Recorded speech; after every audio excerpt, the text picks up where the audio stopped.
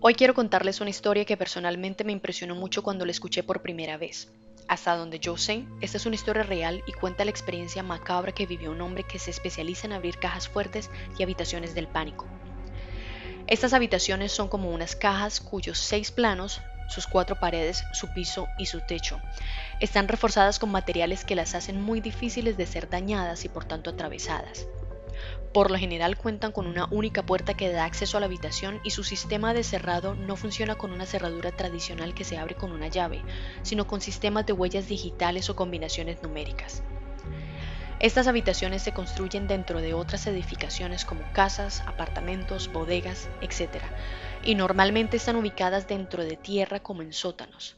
Tienen como propósito guardar elementos que deben ser protegidos con muchísima seguridad, como por ejemplo discos duros con información, o se usan como refugios en caso de una guerra o desastres naturales como tornados.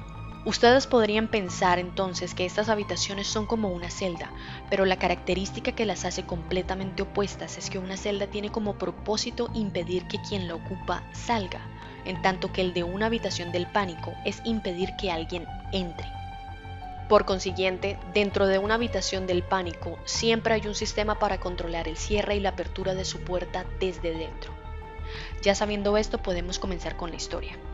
Este relato se cuenta desde el punto de vista de un hombre que había trabajado para la CIA y otras entidades gubernamentales de ese tipo, y habiéndose retirado, en la actualidad trabajaba como especialista en abrir recintos acorazados.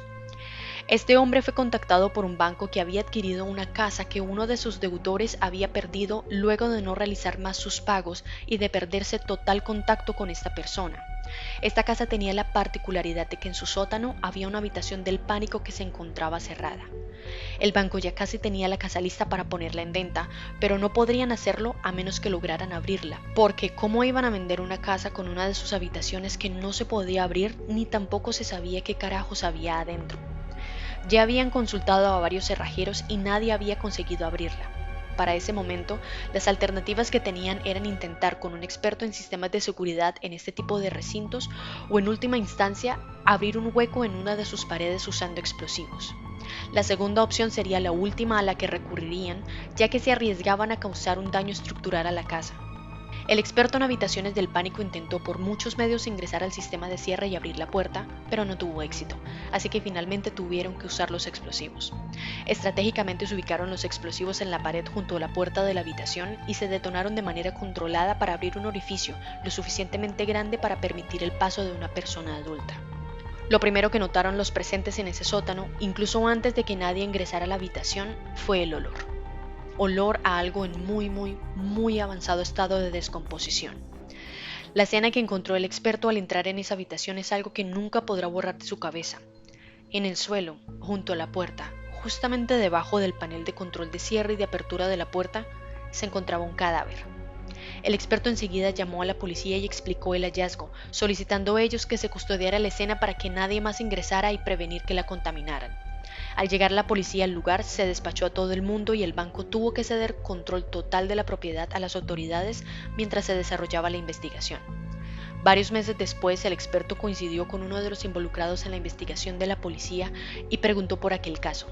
Esta persona le contó que el cuerpo hallado pertenecía al dueño de la casa. Se determinó que cuando fue encerrado allí, este individuo aún estaba vivo, que para el momento en que fue encontrado llevaba más de un año de haber muerto y que no recordaba si la causa de muerte que había dictaminado el equipo forense fue deshidratación, inanición o una infección. Pero lo más macabro de esta historia está en los detalles de la última de estas posibles causas de muerte.